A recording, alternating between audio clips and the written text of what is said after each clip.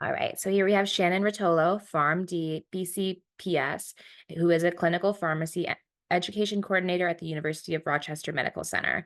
She completed her PharmD at the University of Buffalo School of Pharmacy and Pharmaceutical Sciences and her postgraduate training at the Golisano Children's Hospital at the University of Rochester Medical Center. Dr. Rotolo is a specialty pharmacist working with pediatric and adult patients who require complex or high-cost therapies. Her clinical expertise is in the management of cystic fibrosis, asthma, and pediatric lupus. She received a Cystic Fibrosis Foundation Pharmacist Grant Award in 2016 for expansion of clinical pharmacy services in the outpatient setting, and the Illinois Council of Health System Pharmacist Best Practice Award in 2020 for designing a pharmacist role in a pediatric lupus clinic, and is passionate about expanding pharmacy services to patients across various practice settings. Dr. Rotolo is also a single payer advocate. She is founding member of Pharmacists for Single Payer, a board member and current secretary for Illinois Single Payer Coalition, and a steering committee member for the Physicians for a National Health Program Illinois chapter. She lives in Chicago, maybe not anymore, with her husband, who's also a pharmacist, and their retired rescued greyhound, Radar. Please welcome Dr. Rotolo. Thank you, Cellen, for the introduction. I am in Rochester, New York now, so sadly I've stepped away from a couple of those positions in Illinois and not quite fully integrated yet into everything that New York has to offer. So I've been here a little under a year, although it's getting to be a year now. So time for me to find my professional and advocacy homes in the state of New York again. But it's great to see you all today. Thanks for coming. It's also great to see such a big class. I feel like the first couple years that after I connected with Marvin, it was a lot of folks that were really like sort of within the Northeast alone. And it's awesome to hear that we're going to have individuals from sort of across the US on this call, and hopefully you can bring some different perspectives and thoughts. And I will try to keep this interactive as everyone is kind of winding down their day so that we don't all get too sleepy over the course of this session. So I will share some slides to kick us off. I am a relatively conversational speaker, and I hope that you will feel welcome to interrupt me at any point if you have a question.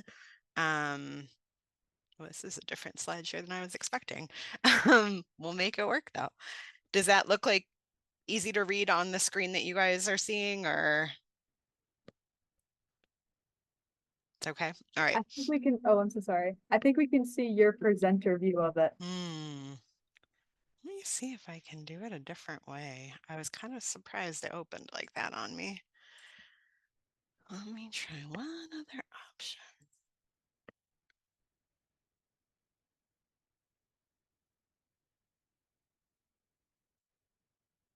So funny. It's like you can give a million different Zoom presentations and then one little thing is different on one computer, and it's like starting from scratch. Wonder if I can just do it from the application window instead. Let's see if this goes any better. No. Huh.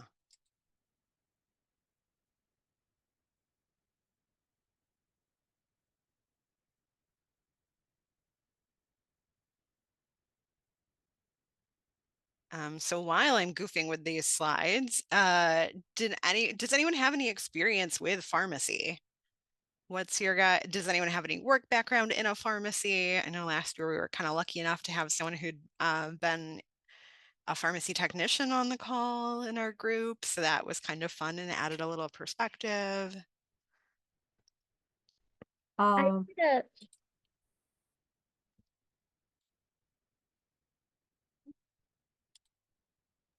I did a pharmaceutical like marketing internship a while back, but not actually in the pharmacy setting. And obviously like a different little niche within the field. Okay. I worked at my I worked in association with my university's little like clinic we have. And one day they were randomly like, go help the lady in the pharmacy. And she had me trying to organize things and it was really complex. And she'd say, like, go get this prescription. And I'm like, why are there so many X's? So just the organization of it all was, that's what I saw. Okay.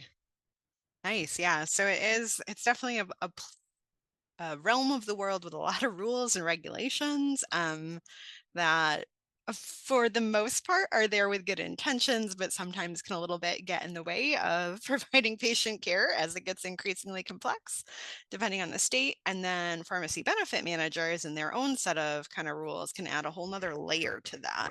So we'll kind of talk about that a little bit today, and the idea of all these little pieces that make it a little bit complicated and get in the way of pharmacists being able to provide the level of patient care they want and being able to be the kind of collaborators with our physician colleagues and other prescribing colleagues that we'd like to be sometimes.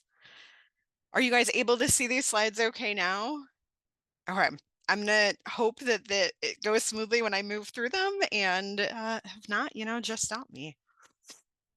Okay, so a lot of what we'll focus on today will be this idea of pharmacy benefit managers. Is that a new term for anyone, or does anyone already know that term? Maybe heard it in a news story, but haven't had to deal with it much yet at this point in your career. Okay. And we'll talk a little bit about how that impacts community pharmacies.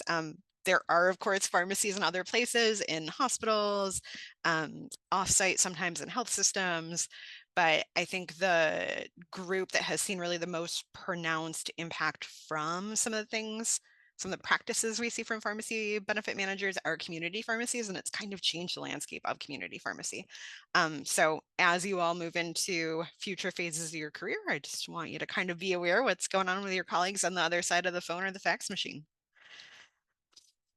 So you probably don't need this slide because I know you've had several sessions already kind of discussing what single payer is, but I'm going to highlight that to me, when we say that it includes all medically necessary services, that absolutely should include prescription drugs. And we also see that in a lot of the legislation, but sometimes imperfectly, right? So if you looked at some of the Medicare for All bills that are certainly an imperfect version, although a strong version, but still an imperfect version of single payer style legislation, you'll sometimes see copays up to $200 on prescriptions, or annual $1,000 out-of-pocket cost for prescriptions is acceptable in some of those bills. And I would love to see a point where we get to no cost for prescription drugs at the point of service, because like any other sector of healthcare or part of healthcare that is necessary for a patient, cost is always going to be a barrier. And we'll talk about that in future slides. So we'll really be focusing on that prescription drugs component today. And then, of course, again, it's going to be in line with everything you guys have seen already, and far less detailed than I'm sure what you could tell me single payer is not. But again, that idea of no co-payments, no deductibles, including on prescription drugs, is something that I really think about as a pharmacist. So our roadmap for today, I hope that when we're done with this, you all would feel comfortable if someone asked you what the heck is a pharmacy benefit manager, you could explain what they are and where they fit in our current system, and why maybe we don't need them at all in a single payer system, and then be able to describe the impact of those PBMs on community pharmacies. And that would be in terms of drug prices and medication access, and really how that's impacting both patients and pharmacists. So what does our current system look like for prescription drug benefits? So similar to what you've heard for other insurance already in previous sessions, there are private or commercial options. We've got private healthcare companies. There is Medicare, there's Medicaid, there are other payers. But these are kind of our three major ones that we would think about. And PBMs work with these groups, and we'll kind of see more of a visual in a second about how. But what gets really interesting is you can have sort of different mixes of insurance company with different PBMs. And that'll make sense on the upcoming visual, I think. So we've got payers involved, we've got pharmacy benefit managers involved, and we've got the actual pharmacies. So these can be pharmacy chains, your Walgreens, your CVS. These can be independent pharmacies, the mom and pop shop down the road, for, I don't remember now who was tuning in from Burlington, Vermont, but there used to be a lot of really cute independent pharmacies around there. And this can also be pharmacies in a healthcare system, like I mentioned before. So your hospital-based outpatient pharmacy where patients might be picking up prescriptions prior to discharge. There's also specialty pharmacies now, some of which are owned by pharmacy chains, some of which, a few of which are still independent, but definitely a whole different landscape there as well. So kind of our central question, what the heck is a pharmacy benefit manager for this first part of the talk? So these are the organizations that oversee prescription drug benefits on behalf of health insurers, or Medicare Part D drug plans or large employers. So they can be contracted with a health insurer, like who I pick on, Blue Cross Blue Shield. Or they can be contracted directly with an employer. You don't see much of that anymore, but Coca-Cola could hypothetically have a contract with a pharmacy benefit manager. More typically, a large company like that is going to contract with a health insurance company who will then contract with a pharmacy benefit manager. So less direct pharmacy benefit manager to company, but it does still exist. And then a lot of pretty much every Medicare Part D drug plan does have a PBM involved, and there are several in that market. So this is going to be a little bit different than actually probably other talks you've heard, right? Like when you all think of Medicare for medical benefits purposes, it's like sort of that maybe not perfect, pure and true Medicare Part B, but like is a lot closer to the ideal of how Medicare is supposed to function, and why when people talk about single payer, we're like, yeah, Medicare for all. Medicare in the pharmacy world is a mess because it's always been privatized. It's always been hideous. It's always been terrible to work with. Pharmacists really struggle with the concept of Medicare for all because we're like, that's the worst. That's literally the worst case scenario. Because it's just this like wild, just yeah, absolute mess of privatization.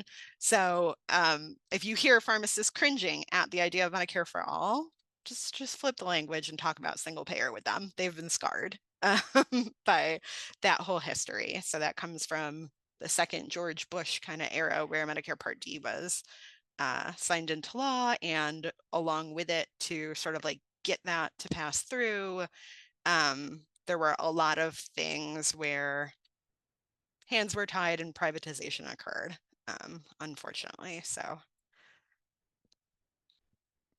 what I'll kind of focus on next, because this is still pretty abstract, right? There's like, it sounds like maybe it's a middleman, right? Somewhere between health insurance companies and employers and actual pharmacies and patients, but it's really hard to visualize it. So on the upcoming slides, we're going to look at where things flow. So we'll talk about the flow of money between these various entities and the flow of services. So the green arrows will be someone is sending someone else money, and the orange arrows will be services or products. So I think this will help a little. So the first thing with these pharmacy benefit managers to kind of get on our overall landscape here is how they interact with pharma. So pharmacy benefit managers will write criteria for which drugs are going to be on their formulary. So for anyone that's spent time in a hospital, show of hands, who's done like a hospital learning experience or rotation? Several folks, right? And like when you're there, there's maybe a limited formulary of what you can actually use for a patient, right? You don't have every proton pump inhibitor. You have the generic of Protonix, right? Or like you have omeprazole. And that's the only thing, or maybe there's like one other one in the hospital, but it's not like you stock every single proton pump inhibitor ever. So in a hospital, formularies make some level of sense, right? And you can always bring in a drug that's off formulary if a patient needs it for a special reason, but it sort of helps the team that's there control costs and kind of like understand what's even available to them and not have to learn every single drug ever. But you're in this hospital, you've worked here for 20 years, you always use omeprazole because that's what the heck is on the shelf, right? And you know the dosing and you know when it's appropriate and when it's not. So Formularies also exist in other places as a cost containment measure, and pharmacy benefit managers are the folks who are building those formularies. So we'll give some examples later, but if you are a drug company, you really want your product in that class to be on that formulary, right? Or your product in general to be on that formulary, even if there aren't other class competitors. So you're bringing a brand new product to the market. You really want pharmacy benefit managers to say, oh, yeah, the patients of the companies or the insurers that contract with us, yes, that's going to be, we'll have a list of criteria, maybe, or maybe no restriction, and they can, get access to this drug as part of the insurance plan that their employer or whoever the heck is providing. So in order to kind of encourage that formulary placement, pharmaceutical companies will often have specific rebated prices that they work out with pharmacy benefit managers. So if the price looks right, it may end up with a place on formulary. Sometimes these get really complex, these situations, because if a drug company has many drugs, there may be a great rebate that's happening on a drug in one class and not a great one on a drug in another class, but they're both made by the same company. And that's going to kind of preferentially drive what ends up on that formulary. So that's kind of just to give an idea of what the relationship between pharma and PBMs is. This is probably the most toxic relationship of anyone that we're going to see on this board today, because they are always blaming each other for increasing drug prices in the US. So anytime you see something like negative about PBMs, pharma and their networking group, or sorry, not network, advocacy group or team will like sort of jump on, oh yeah, PBMs are terrible. If you're seeing something negative about pharma, you're going to see the group of PBMs and their advocacy teams jumping on and saying, oh yeah, pharma's the worst. They're driving up prices for patients. So just a weird and toxic relationship between these parties. So what the heck does the PBM do for the health plan? Why do health plans contract with PBMs? What does this all look like? That health insurance company that maybe you have through your employer, why do they even need a PBM? So the list of available drugs that are FDA approved has gotten wildly longer and wildly more complicated to sort of upkeep. What is a formulary going to be? What are those like rebates that can be negotiated with different manufacturers? What are sort of like the cost implications of new to market drugs? All of those things is sort of an incredible amount of work and effort. So rather than health plans each trying to do that internally, many of them will contract with these large PBMs to just deal with that for them. They don't want to deal with prescription drugs. There's already enough going on with all of the various medical services that are required. So pharmacy benefit managers will create formularies, create criteria for when a drug needs a prior authorization or a predetermination or whatever the heck steps patients and prescribers may need to go through to get access to it, and just sort of hand that plan or that set of rules over to the health plan. So they're doing formulary management. They're also passing along some percent of rebates that they've agreed to with those pharmaceutical companies. What percent is that? If you ask PBMs, they'll tell you, oh, it's 99%, or maybe it's 95% of the rebates we negotiate, we pass along to the customer, we pass along to health plans. But there's absolutely no transparency or visibility in that process. So like, who the heck knows? Only the PBMs have that data. So maybe they're passing along those rebates, maybe they're not. And I would argue those rebates certainly don't make it to the patient. If anyone, they're making it to PBMs, shareholders, and then the health plan shareholders in some percentage. And what the health plan is, so in addition to like the PBM doing all that effort, what the health plan is passing along to them is administrative fees, the actual cost of drugs, and dispensing fees, just to not even have to worry about it, right? The health plan doesn't need to interact with a pharmacy, doesn't need to know the exact cost of drugs each of their members had per month. The PBM is the one who gets to deal with that. To that, I know that was a little all over the place, but are you all still with me? One question I had was the rebate, is that from the PBM to the uh, pharmaceutical company, or where's the rebate part? So the rebates are agreed upon with the pharmaceutical company, and then some proportion of that gets passed along to the health plan. So it's like if the PBM agrees to put the drug on their formulary, then some percent about whatever is bought will go to the PBM then?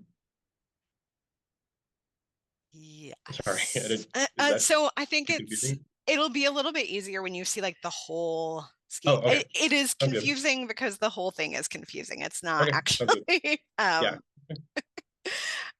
a super transparent or clear process. And then Sam, you've got a hand up too? I was just wondering if there's any like political will to make the rebates publicly available or transparent. There are definitely some groups that work to do that, and we'll kind of talk about them later on.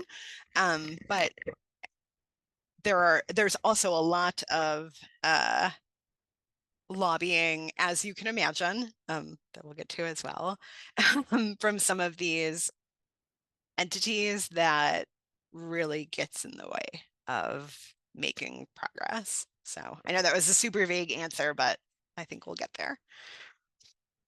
Okay, so PBM and the pharmacy. So this is my least favorite of the relationships.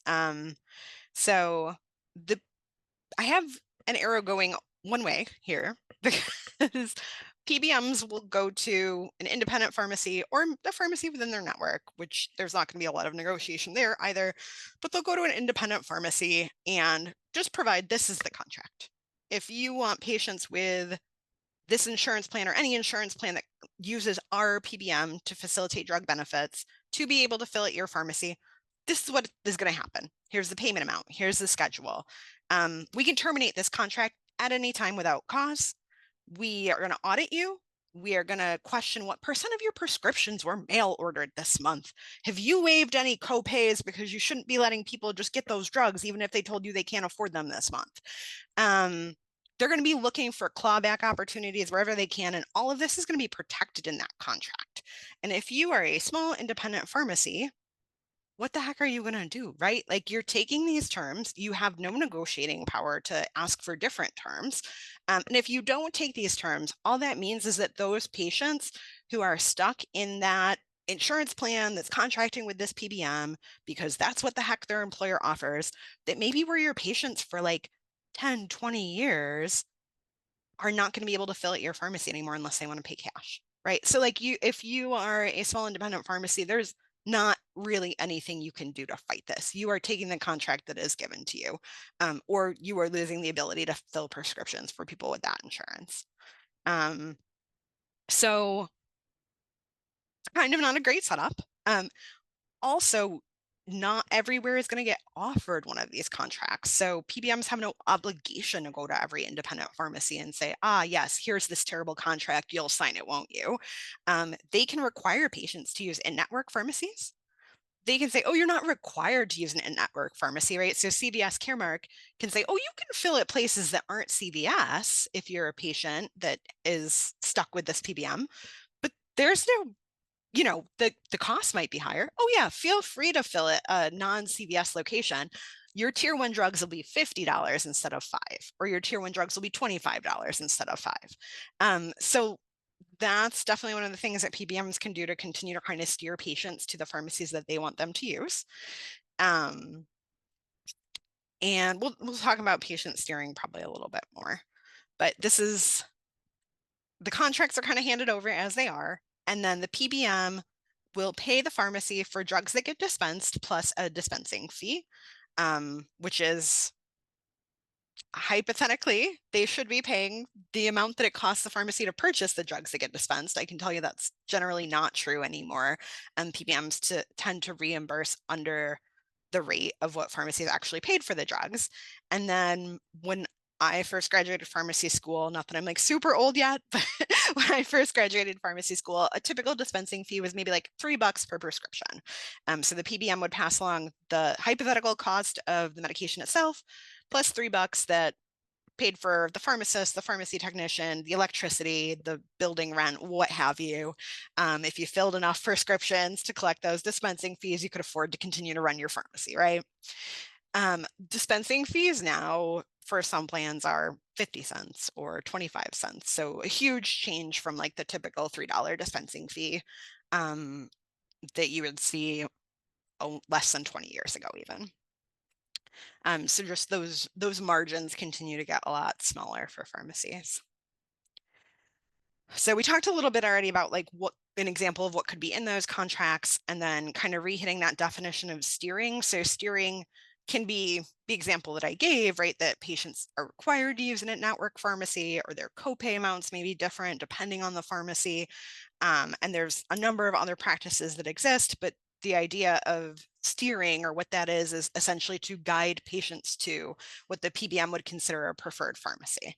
And we'll talk about why the PBM even has a preferred pharmacy coming up. So we already looked at a couple of these relationships. What else is happening here? So we've also got wholesalers. So most pharmacies aren't buying drugs directly from a pharmaceutical company. They're going to a wholesaler. That there's then negotiated prices that happen between the pharmaceutical company, the wholesaler, the pharmacy. So there is kind of this whole complicated side of things over here that doesn't involve the PBM or the health plan. That gets messy too sometimes, but not nearly to the extent that the rest of this slide is getting messy. And then we've got our little patient down here in blue at the bottom of the slide. So what's happening at a pharmacy for them? They show up at the pharmacy, maybe find out for the first time what their copay is. We've got our little green arrow of the copay. They're handing over money, if applicable, if there is a copay, at the pharmacy, and the pharmacy is providing the actual medication, patient counseling and education on that, whatever else, depending on what that pharmacy offers, that the patient may need that day. And then we also have the patient's relationship with their health plan, right? And maybe this is their health plan, maybe this is their employer. Gets a little bit complicated over here, but essentially their premiums for that health insurance are going off somewhere and making its way to a health plan. And often it's sort of the employer paying some portion of those on the patient's behalf, plus the patient paying some portion of their premium. And in exchange, the health plan says, oh yes, you have health insurance. Should you need to use it, this is what it looks like. And we're not even going to think about the drug side of it, but yeah, we include prescriptions. And then that part was all, like we said, managed by the PBM. So what's interesting, does anyone see like maybe two things on this slide that don't have any arrows between them? I know there's more than two things that don't have arrows between them, but like maybe a pretty obvious one. The wholesale and the PBM. The wholesale and the PBM, that's a good one. One that I want to highlight even more. The patient and the PBM. Yeah. So if something's wrong, if I'm the patient, so today I need a prescription for, I'm going to pick on Ozempic because it's the hot new drug, right? I need a prescription for Ozempic. I was visiting my endocrinologist last week. They told me my prescription should be ready at the pharmacy. I checked with my pharmacy. Oh, it needs prior authorization. If I try and call the number on the back of my insurance card, I'm going to go to the health plan. I'm not going to go to the PBM, but the health plan has nothing to do with my drug coverage, right? Like they literally have turfed that all out to the PBM. So they can be like, let me look it up. I see your plan covers this with this copay. At, maybe they know the network of pharmacies, maybe they don't even know that, right? Depending on what the health plan and PBM relationship is, they may not even have that level of visibility. But I don't have, as a patient, a phone number to get a hold of somebody at the PBM. I can't even talk to anyone there who actually understands what the tiers are on this insurance plan in any more detail than the form that was sent to my employer, because that's all the health plan actually has. I don't know what the criteria are for prior authorization. In fact, most patients, I probably don't even know what the heck the words prior authorization mean. Does everyone in this room already know what the words prior authorization mean at this point? Heard of them enough? Right. And I have no one to sort of help me navigate this. And the random customer service representative at the health plan really doesn't actually have the information that I need. and they're not going to transfer me to the PBM. There are no like special numbers that are like patient facing. The pharmacist can probably get a hold of someone at the PBM and go through a million different telephone tree loopholes to try and get to the right person. But there's no real interface between the patient and the PBM. They probably, in fact, don't even know who the PBM that their health plan is contracting with is, unless there's a random little logo on their insurance card. And then maybe they noticed it. So this can get really complicated at the pharmacy, right? That the patient doesn't really have the information that they need. They don't even have a good way to get this information. And they're unfortunately sort of on the outskirts, right? I mean, obviously this is a slide that I put together, but like who's in the middle here of this slide, right? Like who has all kinds of relationships. So the PBM is kind of running the show, right? They're directing what the health plan is going to do because that's what they're contracted to do. That is literally their job. The health plan doesn't want to deal with it. They're handing over the contract to the pharmacy with the terms that it has, and they're sort of in the center of this big thing. And the patient's sort of like down here at the bottom with a real lack of information about what actually is going on with their prescription drug plan. So one other thing I want to highlight before we kind of leave this weird relationship is the idea of spread. So we talked about patient steering, the other sort of great crime of PBMs. And this is, to Sam's earlier question, this is actually like where people are putting some attention and pressure on PBMs lately, is this idea of spread. So if this happens, and the reason this is getting some attention is this happens a ton in state Medicaid plans. So there was like recently a huge expose on this in Florida. I think right before that, it was one in Ohio, where independent groups are really trying to investigate what the heck is going on here, because essentially what spread is that you're overcharging the health plan, or in the case of a managed Medicaid plan, maybe the state or the taxpayers, or however you want to think about that. But that group is getting overcharged and then underpaying out the pharmacy. So anytime a prescription is filled, this isn't like each time it happens, but rather like at the end of a month, the PBM is going to be like, yes, in the last 30 days, this random pharmacy has filled this many prescriptions. We pay this much per, dispensing fee, plus we're going to pay them for what we're saying the cost of the drug is. And they'll then sort of batch that information and send a bill to the health plan. And okay, everyone who works at Coca-Cola spent this much on pharmacy services this month. So the health plan sends over that money. The PBM sends some amount of money to the pharmacy, but it turns out it's actually not all of that money. So the bill that the health plan is getting for what the pharmacy services that their patients or customers, or however you want to think about it when it's a health plan, received in the past 30 days or whatever the cycle is that PBM is doing, is more money than what actually ends up getting paid out to the pharmacy, by, in some of these cases, like a really very substantial margin. So that's an area that's sort of like ripe for intervention, or where there is like a fair amount of political will. And again, I think it's mostly the idea that like, taxpayers are getting overcharged is what makes people care about this.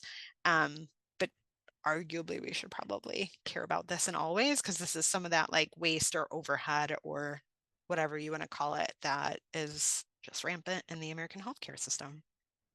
Does that concept make sense to everybody? If I were to be like, what the heck is spread? You could kind of tell me. It's essentially the difference between what the PBM says they need, like how much money that is to pay the pharmacy, and what they're actually sending to the pharmacy. That's spread. Do you have any examples of like how much the spread is? Like what kind of money are we talking about? It's a good question. I can go look at the Ohio and Florida information in the break and then pull that up when we come back together. I know this is a long session, so I'm planning on doing a break. I haven't like looked at that recently. So I can tell you it's enough that people actually care about it who aren't just pharmacists, but I would have to look at the exact numbers. And Sam, you had a question too. So spread is distinct from the rebate, right? Like the rebate is the difference between what the the manufacturer would normally charge versus what they're going to charge to this PBM. And then spread is the difference between what the health plan is paying the PBM versus what they're paying to the pharmacy. What is, Yes. I guess I'm a little bit confused on like how the rebate works if the PBM is paying the pharmacy for the cost of the medication and the dispensing fee. So I think this is where it's going to start to come together. Okay. Liz, like literally this slide. So bear with me and then let me know if it's still a mess. So yeah, kind of like transitioning with that same question in mind. Something that's really rampant in this area of healthcare and like in other places in the US, right? But like just outstandingly rampant here, is this sort of vertical integration between different entities.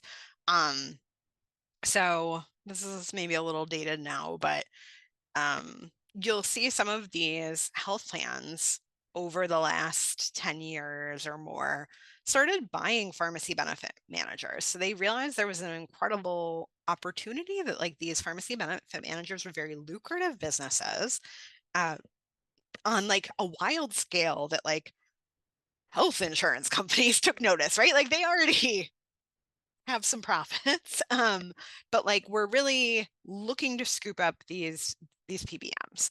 And then to give you kind of an idea of how powerful these PBMs have become, one of the most recent vertical integrations that we saw is this first column here, Aetna and CVS Caremark. So this is only a couple years ago, maybe like 3-4 years ago now.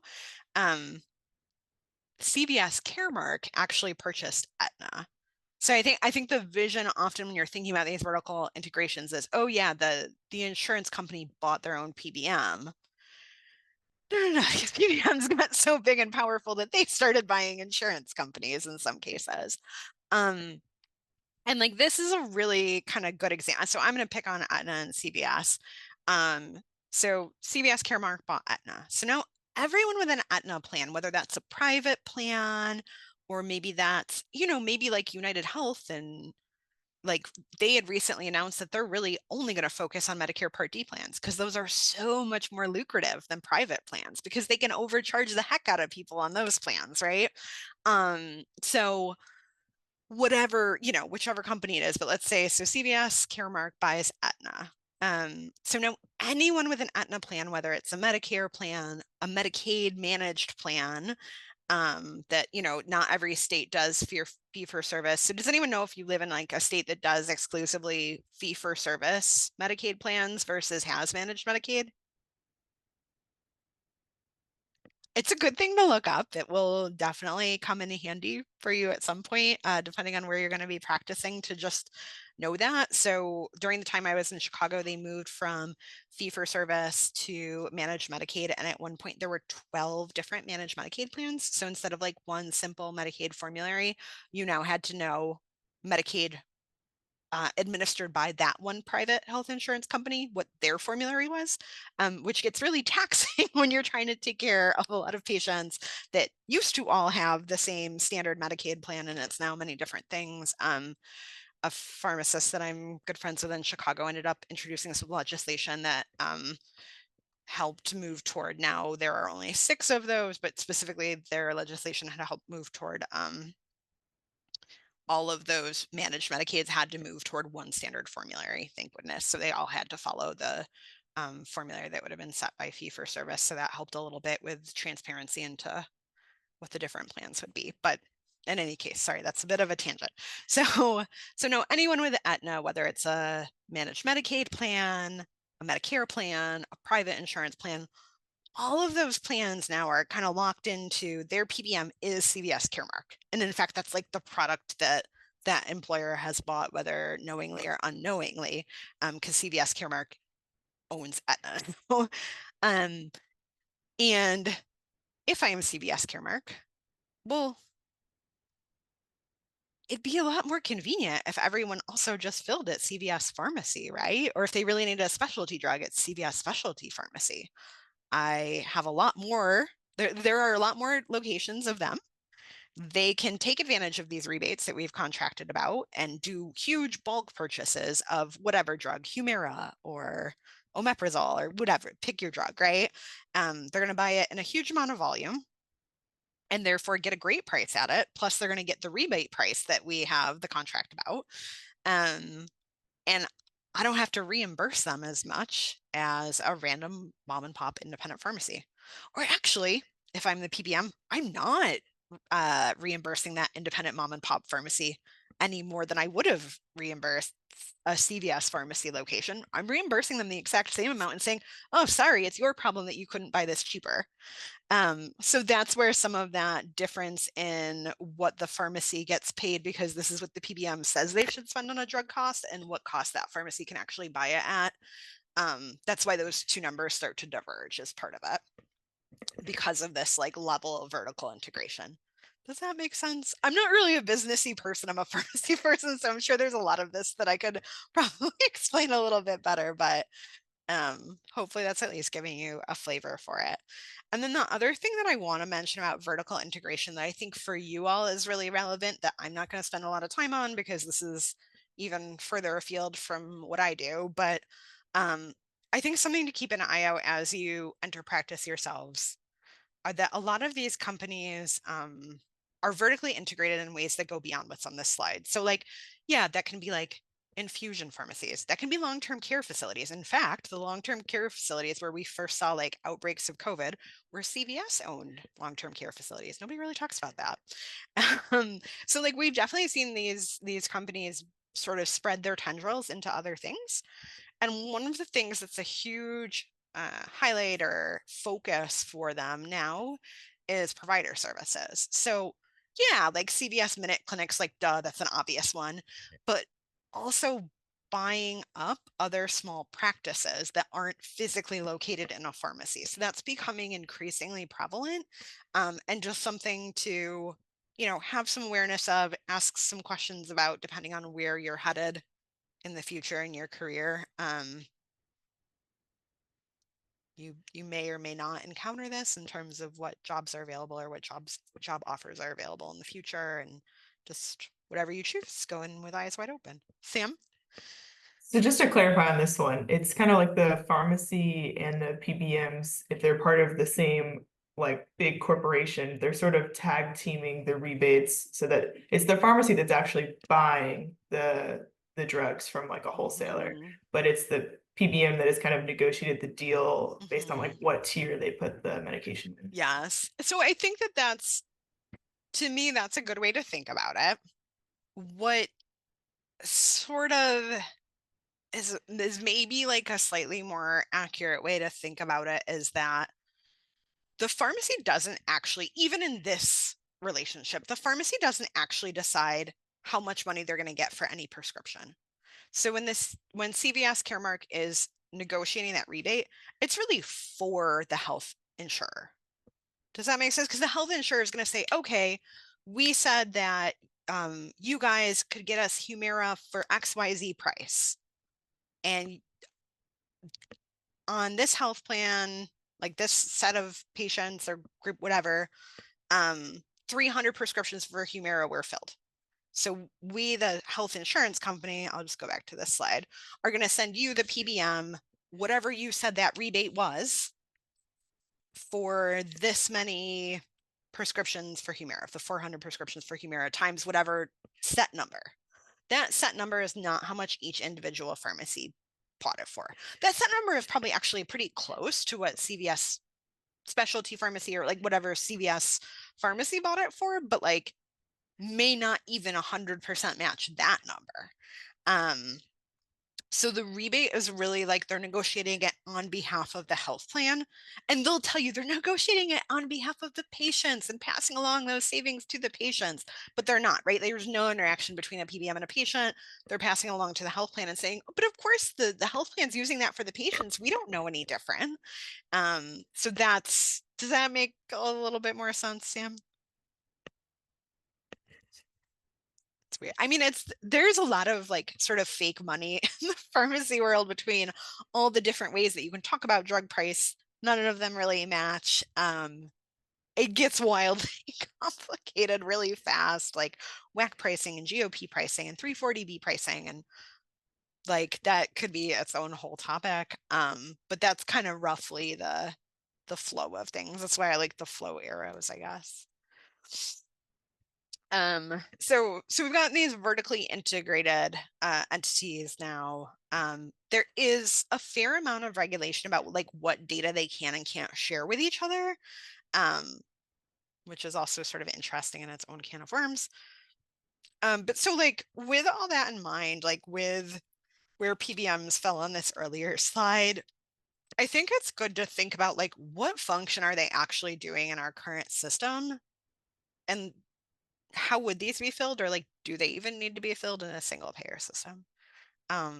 So if you look at PCMA, which is that sort of lobbying, negotiating entity for PBMs, like they're all a member of PCMA, what they say, right? So the people that are pro PBM, what they say they do, I have listed here, and it's mostly drug cost reduction. So they'll say, oh, we do formulary management. We have amazing negotiating power, which is true, right? Like there's only 3 major PBMs. It's CVS Caremark, it's you can see them on the slide, Express Scripts and Prime Therapeutics are like 85% of the market. So they have an incredible amount of negotiating power. They have restrictive networks. That's another cost containment strategy that they have, right? So like you can only fill at CVS Pharmacy, or you can only fill at Walgreens, or whatever that PBM is contracted with potentially. And they also claim that they reduce waste and improve adherence. So I think the kind of best way to look at this is think about, okay, well, like how are PBMs actually doing this? And then what would we have in single payer? Would we need a process for this? Like what the heck would we actually need? So PBMs and their lobbying groups say they do formulary management. That's true, like they make formularies, right? And then they make exceptions processes to those formularies. I can tell you from my years working as a specialty pharmacist, every single freaking one is different. There are thousands of different plans. Knowing that your patient has Blue Cross Blue Shield of Illinois doesn't mean anything about what their formulary is going to end up being, right? Because that's just the health insurance. It's not even the PBM. If I knew their PBM, if I knew that that Blue Cross Blue Shield of Illinois plan specifically contracted with Prime Therapeutics, I still wouldn't know what the heck was on their formulary. There are literally thousands of plans. Most PBMs offer a standard criteria, but then it is customized depending on the client. And they will sometimes sell a custom criteria to a different client. So like literally feels like infinite, but is in fact thousands of different plans that can exist. In addition to not having a consistent formulary across those plans, so it gets really confusing to figure out what might be covered for your patient. When your patient does need something that's not on the formulary, the exceptions process, or sort of requesting an off-formulary drug or a drug that they don't normally cover, is different every single time. So there might be one company that their prior authorization process is only electronic. There might be another one where it's only on paper. And you go through the figuring out of, do I need to submit a paper form that I fax? Do I need to do this electronic form through their patient provider portal and platform? You submit the prior authorization. Maybe 24 hours later, maybe 48 hours later, maybe 72 hours later. Totally depends on the plan. Different rules for everybody. You'll get a response. And your PA gets denied. Okay, now I have to write an appeal for this patient. They really, really need this drug. I have to fight this PBM on it. The exceptions process, different every time. So it could be that they want a written letter. It could be that they want a fax to a specific fax number, and you have to figure out which of the 3 that they give you it is based on what state your patient's located in. It could be that you need to do a peer-to-peer. That's usually not like a first step appeal, but right, it could be a phone call process. It could be that this is all due within a certain number of days. It could be that you have a certain number of days to send it in, and they won't review it and give you an answer until at least 14 days, or at least 30 days, or at least 45 days for some plans, or some plans even 60 for step 1 of the appeal process. So like there are just an infinite, right? Like if you put these all into a goofy like little algorithm creator, there are an infinite number of versions of these. Versus single payer, I think a lot of times when I'm talking to people about pharmacy stuff, they're like, oh, it'll be so much better because we won't have a formulary anymore. Well, no, like we'll probably have a formulary in single payer. It won't be sort of a free for all of every drug ever.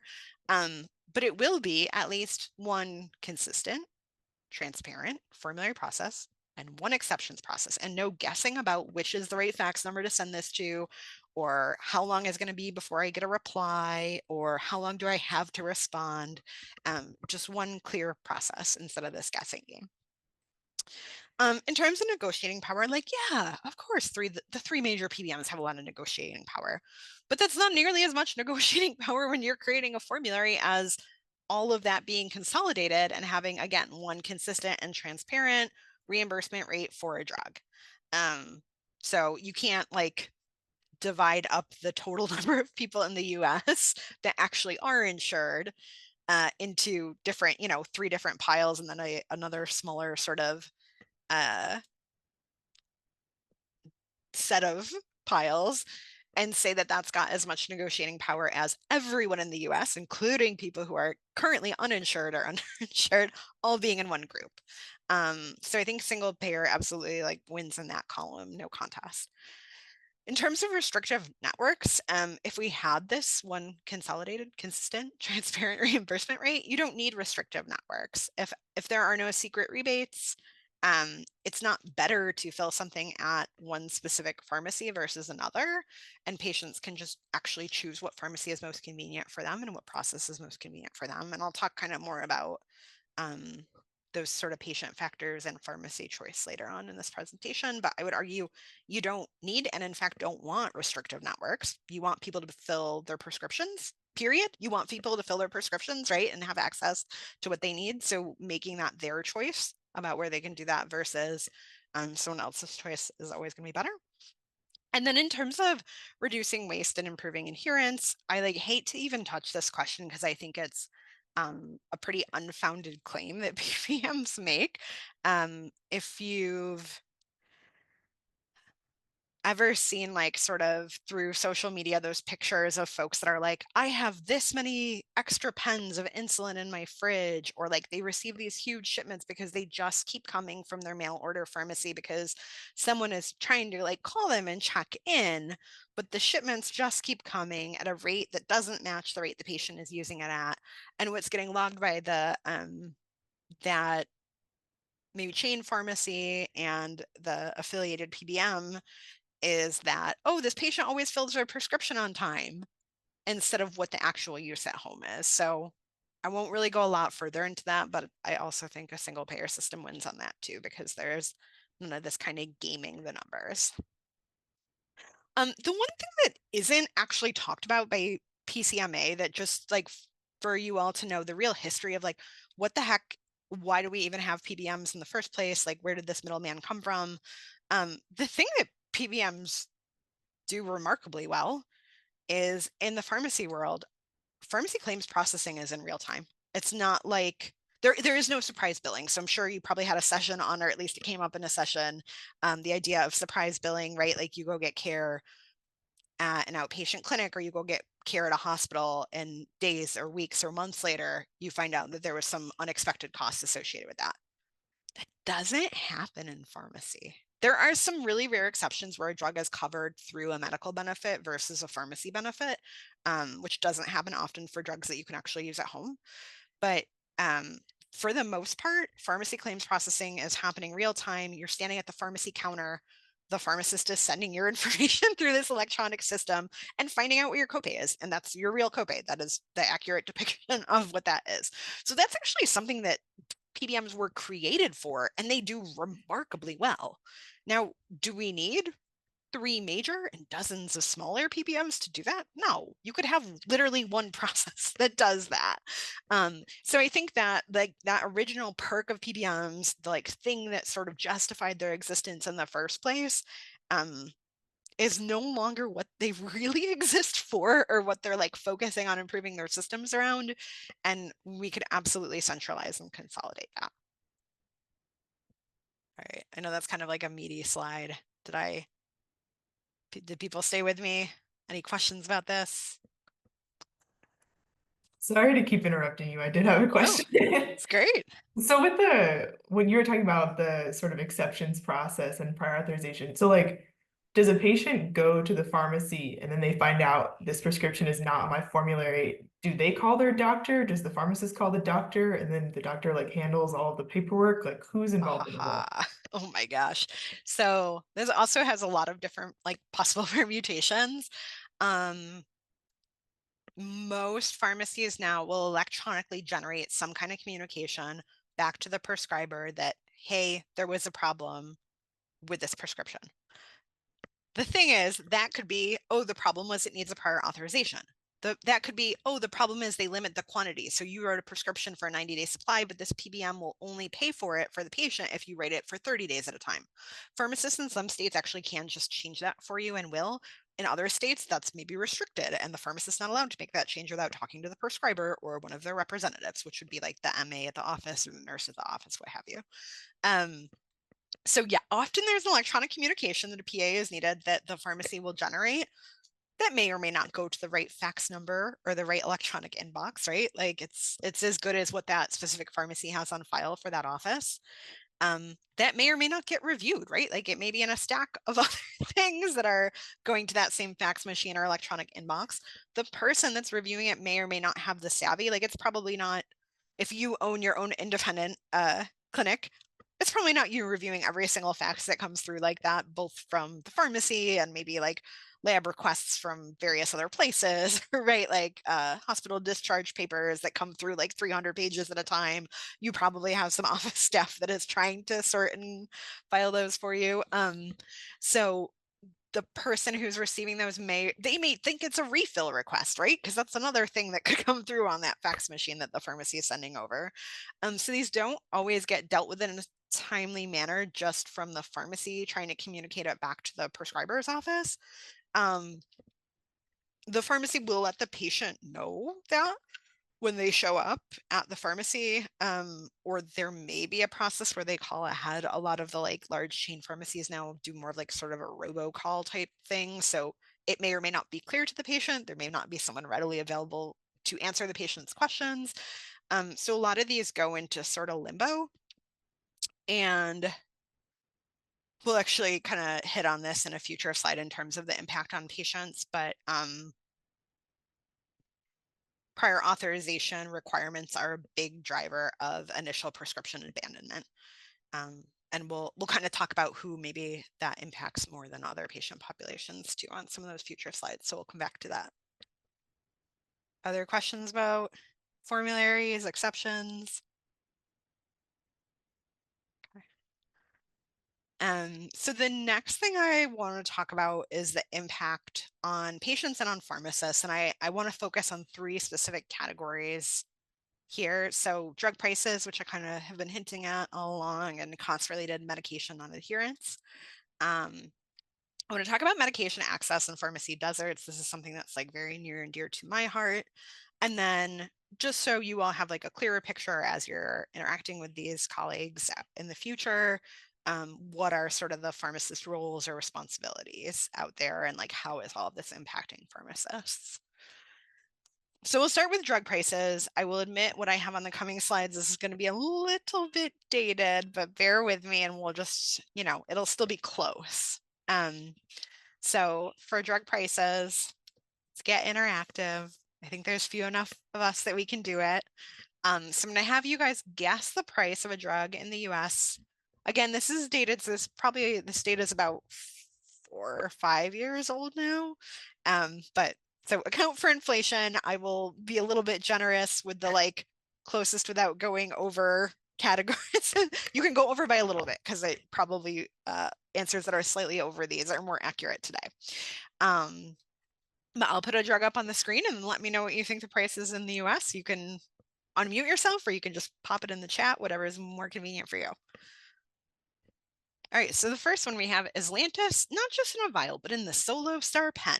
This is really going to help your patient with, hopefully with adherence, with sort of guaranteeing that they're injecting the right amount, right? They're not having to draw up the amount from the vial into a little syringe that they can barely read.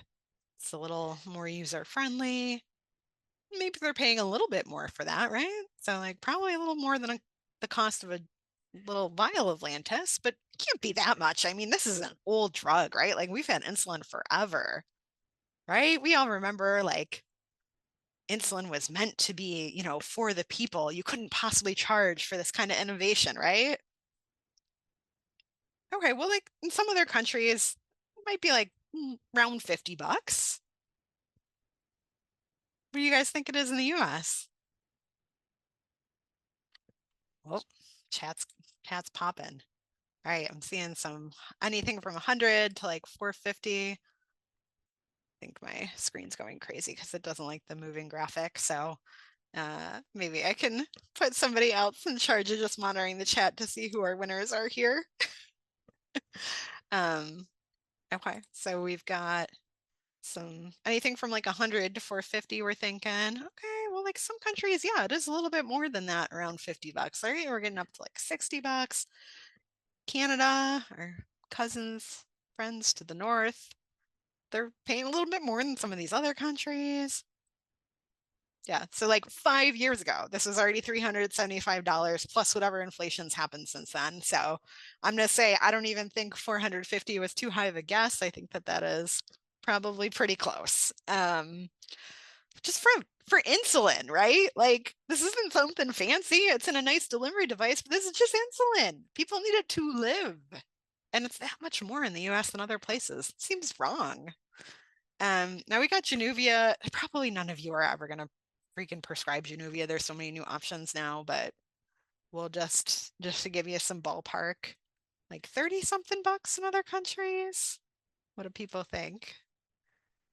What exactly is it? So it's used for type 2 diabetes, and it's an oral option. It's sitagliptin if you've covered that in class. But like you guys probably won't use this in the future. Like there's so many new, more effective things for diabetes. I'll take this one out when I update these slides. Looking at like getting up to almost $50 in some other countries. What do we think in the US? Just for a 30-day supply, you know? A couple $100 I'm seeing. Yeah, like barely cheaper than the insulin, even though this is just a simple tablet, simple film-coated tablet. There's no special delivery, it's no special release to it. Just a simple film-coated tablet. Seems like a lot. How about, we always hear that inhalers are getting really expensive in the US. How about like an Advair Discus? This has been around for a while.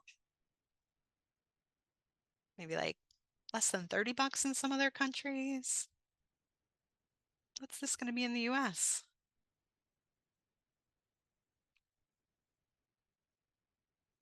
Let me see what the chat says. Okay. Seeing a spread like between the maybe like 150 to 300. Yeah, about $300. This is definitely old data. Something wild about Advair specifically. So the combination, actually both combination inhalers are now, their patents have expired.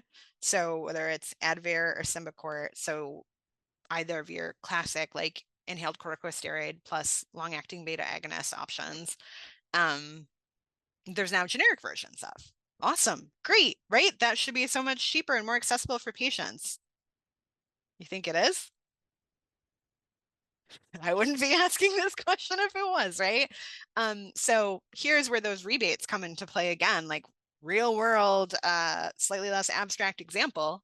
So if I'm a pharmacy benefit manager and I've got some good deals on like other drug XYZ with GSK or whoever is making the inhaler du jour, I'm gonna keep preferring the brand name product because they're going to give me a sick rebate, whereas this brand new generic manufacturer who I don't know from Adam isn't giving me any rebate.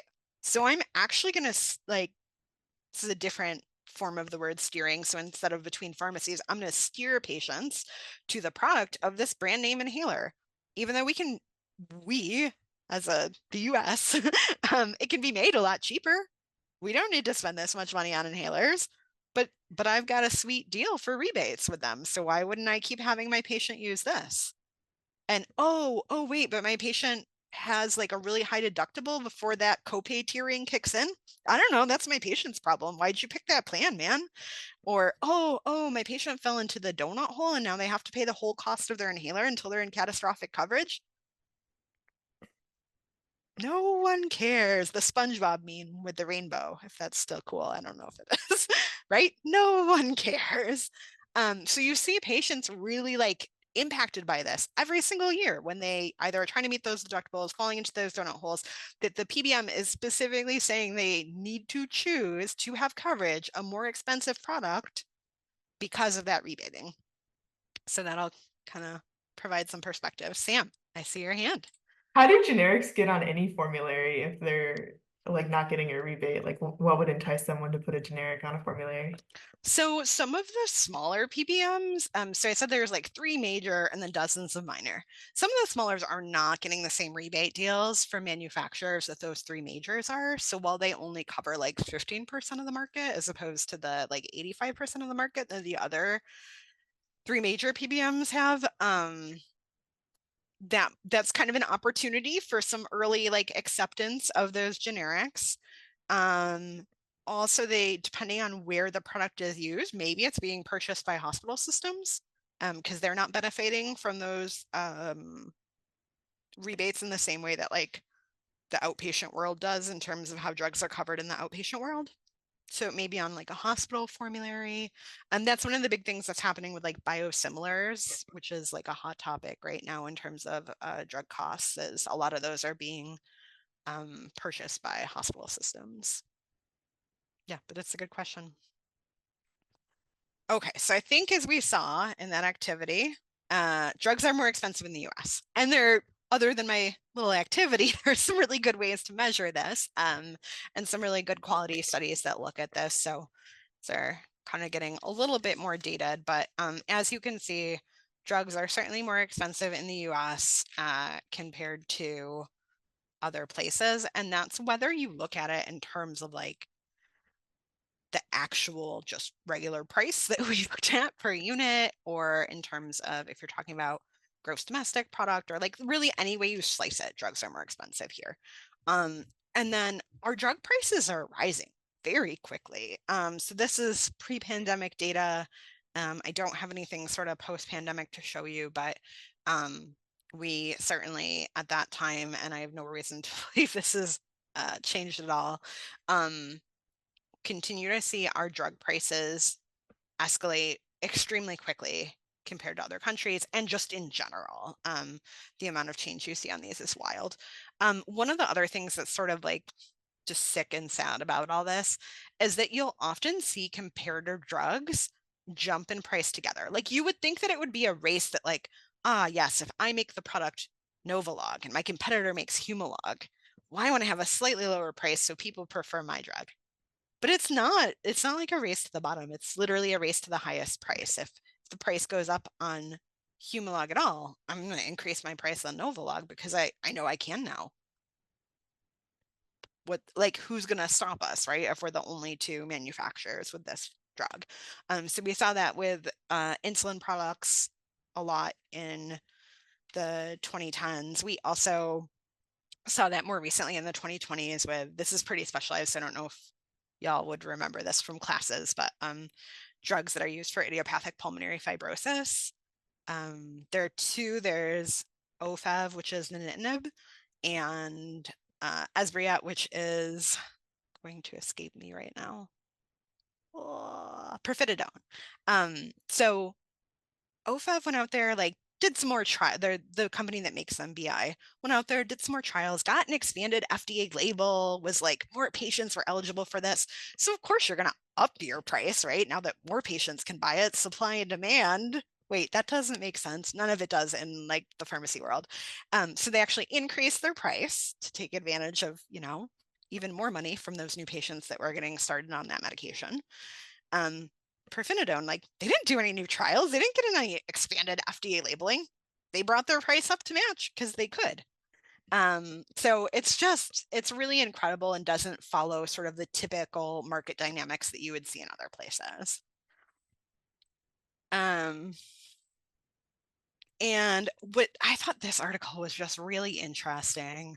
I will admit that like I know these authors, so like maybe that made me a little bit more excited about it. But some pharmacists that worked in hospital settings kind of took a look at it doesn't really feel like we're seeing those same trends in hospitals. Like those price increases for inpatient medications aren't hitting in the same way. Like we have our own set of problems in inpatient locations. We have drug shortages we have to deal with. We have sometimes like a random super high spike on one particular drug, but it's not following that same trend that we're seeing in the outpatient world. Was sort of the anecdotal thought on that. And it's true actually. So there's a ton of like volatility in drug purchase price, but in terms of like the ever climbing every year, you can expect the cost of your drugs to go up about 5%. That is really hitting patients, not hospital systems. It's patients that are bearing the brunt of that. And that's becoming even more true as you start to look at drugs that are specifically used for really like complex or devastating diseases. And we see that a lot in the specialty pharmacy space. So just like about 3 times the price increases that we're seeing of other goods and services is how much you can expect the price escalation each year of specialty pharmacy drugs to go up. So it's pretty dramatic. And it will surprise you 0%, right? So we already said we started out with the highest prices of every country. We were way ahead of the curve in a bad way on our drug prices. Our drug prices also go up faster than any other country. So this like race to the top or the bottom, however you want to think about it, is really happening at an increased speed in the US. And the reason that we care about this, so I feel like I talked about dollars and cents a lot, right? And like, I don't know, it's all sort of funny money at a certain point, right? It's really hard to care at a certain point about like all of these different ways to measure drug costs. But the thing is that those high drug prices ultimately hurt our patients. So we see more cost-related medication non-adherence than any other country, like by far. Like even Canada, which is pretty rough, is like less than half of the cost-related medication non-adherence that we see in the US. Canada is interesting because we'll often like pick them out as like oh, see, single payer could work and like there's good things in Canada. But they actually don't. So when I'm like, oh, it's really important that prescription drugs get included in any legislation or model that we have for how single payer needs to work, Canada doesn't do that particularly well. And that's why you still see these higher than other country rates of cost-related medication non-adherence in Canada compared to some of our other peer countries. So we definitely see increased rates of cost-related medication non-adherence. We also see people avoid their prescriptions entirely, so prescription abandonment. And what's interesting about this is it's really not just folks that are uninsured that are struggling with the high costs of drugs. We actually see more prescription abandonment in people that have insurance, but at some point in the past year had a gap in their insurance. So maybe they changed jobs. Maybe they started their medical residency. Maybe this is some of your peers in class, right? Like they had some change in their prescription, or sorry, in their general health insurance status. And this led to a delay or altogether abandonment of a prescription. And then you can see that like that does also happen at a higher rate for folks that have insurance but are underinsured compared to folks that are consistently insured. But even folks that are consistently insured and you wouldn't consider to be underinsured have a more than 10% rate of prescription abandonment due to cost. It's kind of, that doesn't seem right, does it? And we didn't see that improve over, I don't think I trended this out more years beyond that, but even when we kind of like simplified that data a little bit in 2020, we don't see that really improve. Still not good numbers. And this isn't specific to one group of patients. This is across age groups.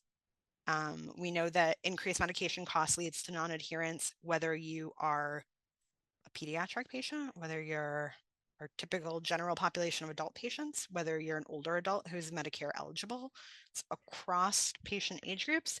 It's across disease states. We see this with COPD, right? Like our example of patients with those really expensive inhalers, that Advair that we saw earlier in our activity.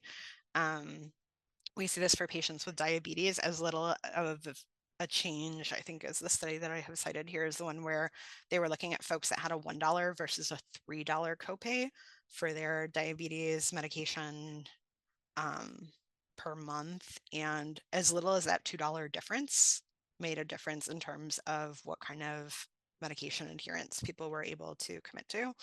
And then we see it in disease states, certainly, where there's really complicated and high cost drugs that are used. So things like rheumatoid arthritis and cancer, but like I literally could have probably made a list of 12 different disease states for this slide. These are just a sampling.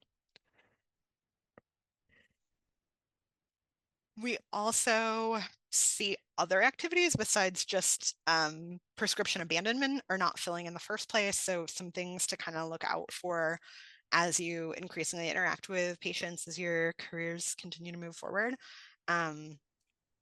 People may delay filling a medication.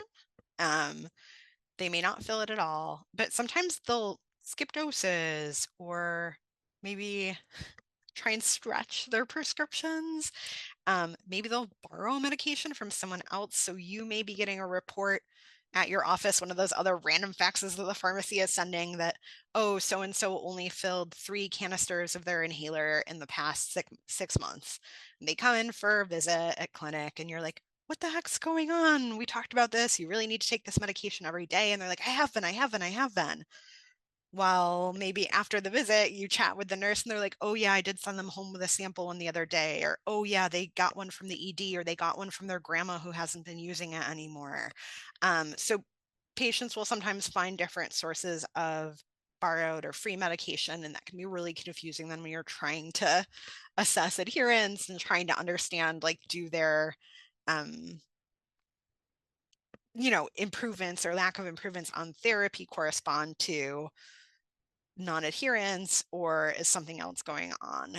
So that's something a pharmacist can often help you suss out if you have a dedicated pharmacist wherever you're practicing. That was some of the work that I used to do in my old role. But just, kind of keeping an eye on some of those behaviors. We could have a whole talk about some of the other cost avoidance strategies that folks use where they still are able to access their medications. But I think everyone on this call at some point, unless you literally never see a patient in an outpatient world for some reason, you will get asked about, is there a cheaper version of this medication, whether it's the first time you're prescribing it or at a follow-up visit. You may find that patients are trying to identify other pharmacies that might have a lower price if they're willing to pay a cash price, or maybe they're going to use a GoodRx coupon. We can talk about that more on a future slide, but there are some disadvantages to that in terms of fractionating that care. You may get asked about free samples. You may have people that avoid following up at appointments because they're afraid they're going to have to start a new medication that they're not going to be able to afford. Or the heartbreaker from my intern days working in community pharmacy way back when is you'll have people bring things up to check out at the pharmacy register instead of the main register if you're at a pharmacy in a grocery store, which is where I was as an intern. And they will literally be wanting to know the cost of their medication so they can figure out which groceries they can take home that week. And you guys won't see that, right? You'll be in the office or in the hospital or wherever, but your pharmacists are going to see that. So just some things to keep in mind, even though you're not maybe seeing that in real time, it is absolutely happening. And then I definitely worked with patients that have procured medication from other countries through quasi-legitimate sources, and that sometimes can be really helpful, honestly, if you don't have a lot of other options for that person, but is rarely a straightforward process or rarely a reliable process. So we can chat more about that in Q&A if people want to. So in terms of medication, non-adherence and outcomes, so certainly people having to make those tough calls, making the call between certain groceries and medication at the counter is already a bad outcome. But the non-adherence that comes from those cost issues does lead to further problematic health outcomes. And I thought this was kind of a wild statistic when I saw it. So the cost of non-adherence per person can be anywhere from roughly $1,000 to like almost $45,000 in a year. Isn't that wild? Just in terms of like how much worse that is making your overall health and the additional health needs or expenditures that you may have as a result. That was pretty striking to me. So yes, we know we have a lot of problems, right? Like you've heard all week probably, right? Or the last however many weeks, we have a lot of problems. So how does single payer help with this? So I talked before on that one slide about consolidating power to be able to negotiate with pharmaceutical companies for lower prices. Yeah, PBMs have some consolidating power, but again, PBMs have a pool of maybe like what, a third the number of patients that they're responsible for that are in the overall US? Not even a third. I think CVS has the biggest market share of like individual Americans, and it's like 20% of all Americans have a health insurance plan that contracts with CVS as the PBM. So imagine if everybody was all in one single plan. The projection on this is that this alone would decrease drug prices up to 50% on brand name drugs. And we can see that a little bit when we look at some of the pricing that like the VA is able to procure. They're not subject to some of the same regulations and rules that were put around Medicare Part D. So like that's a pretty good example of like negotiated prices that is, you can think of a little bit more as like the government facilitating that versus private insurance facilitating that. And like they're very effective. VA gets great prices. Not perfect. We could do better, but like as a little like mini example or sample of what that could look like.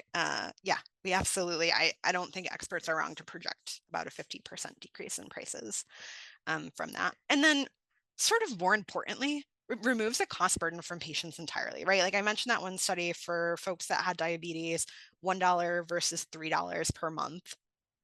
That alone, that $2 was a difference in terms of whether or not people were able to fill their medications and commit to therapy. Well, if $1 is better than $3, then for sure $0 is better than $1. So the real thing to me, the real meat of this is being able to remove that at the point of service cost from patients.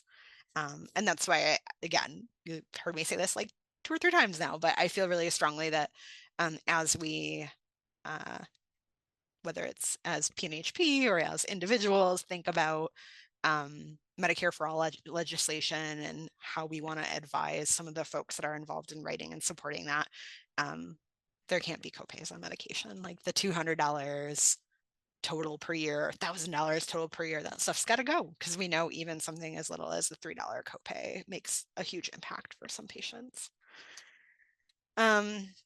Some additional considerations that we're not going to get to in this talk. There's a great position paper from some leaders in PNHP about healing an ailing pharmaceutical system. So it's about various reforms that could be helpful in both the US and Canada. I'm not going to talk about that in detail today, but it's worth reading. And sorry, I said like one of the huge things that would be a benefit here would be that those reduced prices. The pharmaceutical industry's argument is always, but what about innovation? We have the best medicines in the world here in the US because of these expensive prices. So a couple like just stats that I want to hit you with before we take our break. Most major pharmaceutical companies spend about 20% of their revenue on research and development. They spend about 1 to 2 times that on marketing. And pharmaceutical companies spend more than any other industry, and about 2 times the amount that the health insurance lobby spends on lobbying. So it seems like they can afford it, right?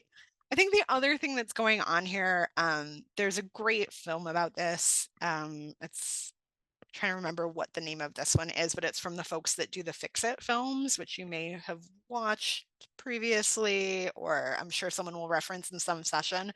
But they have a film where they kind of talk about like why are pharmaceutical companies spending so little money on research and development, right? Like 20%, like isn't that your whole job? Like why isn't this all getting spent on R&D, right?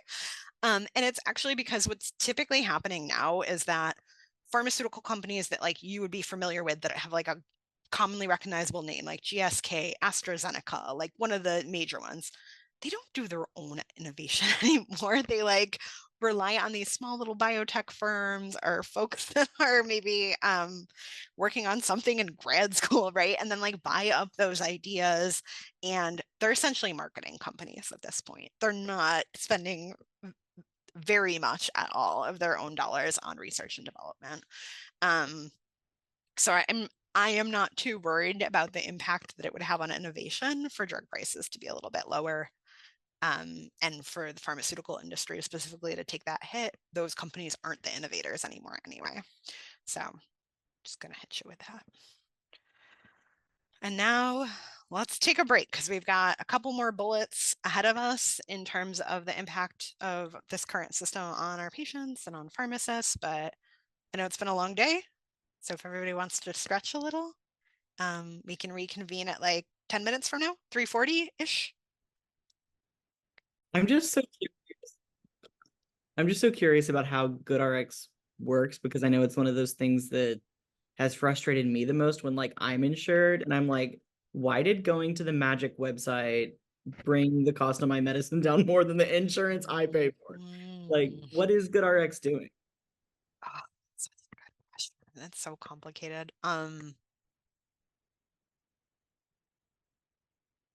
So there are some PBMs secretly involved with GoodRx, which is probably not a surprise at this point in the presentation. If there's like something dirty happening, probably PBMs are involved when it comes to medications. And the reason that that's not like well publicized is because it allows PBMs to negotiate entirely different deals with pharmaceutical companies that they don't have to pass on to their major clients, like these large companies or health insurers that they may either work with or be integrated with. That's going to be my like very short answer on that. And then we can totally come back to it. And I don't know if these are available like sort of open source anymore because they're a little older, but I can send you a couple articles that myself and some fun people in Ohio worked on related to what the impact then is on patients, which you may already be familiar with, but yeah, it's not great. Yeah. And then I think both Sam and Chris had questions on this earlier, so I put a couple things in the chat. I think that was who asked those. So it looks like the spread that was found in Ohio on managed Medicaid plans was about 9%, like 8.9%, and about 9.5% in Florida. I know we've got one person. Was it just one person that's from Florida today? But that last link that I included there, it probably does a way better job than I did. I'm trying to explain spread only because it's a very excellent deep dive and they're really focused on that, where I know we have a few topics to cover today. But I would totally recommend that very bottom link, that slide 1, my Florida. If you're like, oh, spread is kind of interesting, but I didn't totally follow that concept, like that is an excellent explanation of how spread is happening or was happening in Florida with managed Medicaid plans. And that first like that I popped in during the break, kind of to the earlier question about like where is the political will here. So Florida, similar to Ohio, did pass some legislation looking to regulate PBMs, and like several states are in different ways. And I guess I'll make this point now before we kind of dive into the next bullet. So like for those of you in Florida and Ohio, like some of that work has already been done, not that there can't be more or further regulation. I know this because my husband, before he left the corporate world, used to work for a PBM. If something good happens in one state, it helps people in other states. So PBMs, of certainly the 3 major and even some of those 12 minors, if not national, they are at least regional in terms of like where they have contracts or patients or whatever they want to call them. But let's say you do something excellent in Florida and like Georgia's just maybe not there yet, right? Like hasn't passed similar legislation. This still helps patients in Georgia because now there's some rule the PBM has to follow for any of their clients that are based in Florida. And oh, wait, does it matter if the client works in Florida or lives in Florida, or is it both? Or like, what's the specific regulation for this state? So often, and this really came up when there was a lot going on in terms of reproductive rights, like immediately sort of in the aftermath of everything with Roe. Like if there is a regulation in any state that is maybe more conservative or more strict or whatever than other states, PBMs are going to tend to simplify their processes nationally to follow sort of like the strictest rule. Unless there's a huge difference in money that they're going to make for it, they would actually rather not have to deal with the legal ramifications and potential fallout of doing something the wrong way in a certain state than have to like, and they don't want to make 50 different plans for 50 different states. If that, I'm not saying this clearly at all, but essentially if you do something great in your state related to PBM regulation, it's probably going to help other people in your region, if not nationally. So like if you're looking for something to get involved in outside of PNHP, you might be curious what other organizations in your state are targeting on like a state level. And sometimes doing things on a state level can be really fun and rewarding because you tend to see those changes a little bit faster.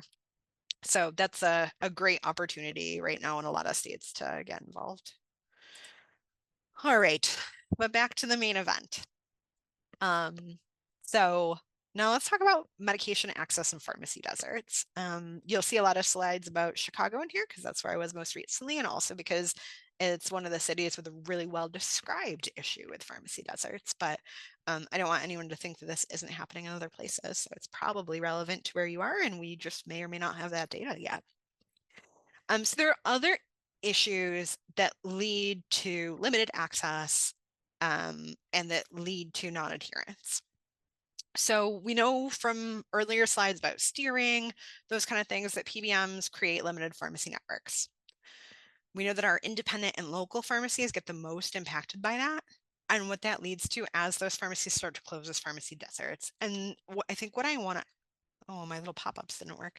I had animation here about how this is happening in Ohio and a variety of other places, Kansas City, like some good examples, but it doesn't look like my animations are popping up. Oh, actually, maybe they're on the next. No, they're just all on this. I don't know. I don't like this dual screen where I can see all of my slide at once, but sorry for the lack of animation. But I think the point I want to make about pharmacy deserts is it's not, as I said, geographically limited. It impacts cities, it impacts rural communities, it disproportionately impacts low income areas, it disproportionately impacts people of color. But you can see the growth of pharmacy deserts across the US. And this is really due to some of those PBM steering practices. It's due to insufficient payments to pharmacies where they're not able to sort of recoup the costs that they're spending on drugs. And then it's also due to steering in other ways that you would think. So absolutely, it's, as we saw on the last slide, a lot of pharmacies actually getting shut down. And what that looks like in Chicago here as an example. So sorry if you aren't all familiar with Chicago, but this is a beautiful map of Chicago in the background. And where you're seeing a lot of pharmacy deserts are the blue, and then to a lesser extent, but still, depending on how you define it, in the gray areas. Those are our pharmacy deserts in Chicago, and it's really predominantly on the south and west sides of Chicago.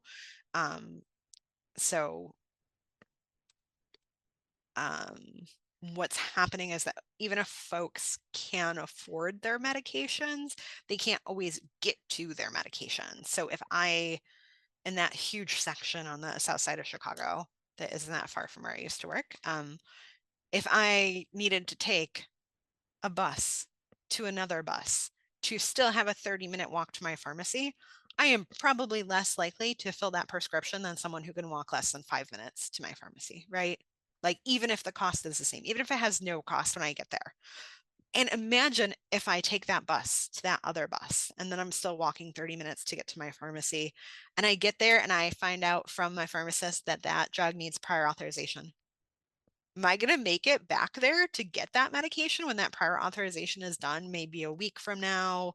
I may or may not get a phone call about it being completed and my medication being ready. I may or may not have that day off of work. My pharmacy that is actually there may have pretty limited hours. They may not be open on the weekends. They may be open only for like a half day on Saturdays. So one of the challenges with pharmacy deserts is that it's not just pharmacies closing, it's patients not being able to get to the pharmacies that are still open. And then we also see this, and I think this is what I was about to say on the last one, is we can see network-based pharmacy deserts. So this is a huge deal in Chicago pretty recently, where first a bunch of CVSs on the south side closed. And then as patients continue to like kind of get enrolled into these managed Medicaid plans, after that vertical integration between Aetna and CVS, this is why I pick on CVS so much and Aetna, Aetna fully dropped Walgreens from its Medicaid plan, meaning that if you had the managed Medicaid plan where it was Aetna as the private insurer that facilitated that, you couldn't fill prescriptions at Walgreens. They wouldn't be covered. You had to go to a CVS. There was only one CVS left on the entire south side of Chicago. Where were those patients supposed to go? Oh, get it mail ordered? I can tell you that like working at a hospital in Chicago, we actually had challenges with our courier service delivering to certain areas of the south side. So like even our like personalized courier service who we worked with and communicated with on a daily basis struggled to make deliveries to certain sections of the city. So the idea that like a random mail order pharmacy with almost no oversight using like FedEx or whatever as their delivery system was going to really advocate for those patients actually making sure that they got their medications and that they were left somewhere secure if they didn't need indeed use a mail order service is just like not a feasible option for everyone in those areas that was impacted. So yeah, it was just absolutely wild. And thankfully, like a lot of advocates in the city of Chicago were able to get this reversed, and there were some like later consequences that the managed Medicaid plans did somewhat improve in the area, but just an absolutely wild move to like, you know, continue to as a vertically integrated set of businesses continue to close brick and mortar pharmacies in an area because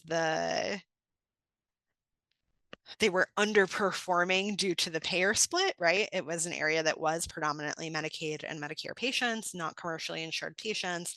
And then to say, oh, wait, but like we won't pay for your prescription unless you use only these chain pharmacies that we already pulled out of the area is just gross behavior. In the Northeast, I always was including this slide because everyone used to be based in the Northeast, but I guess I should do a wider spread now.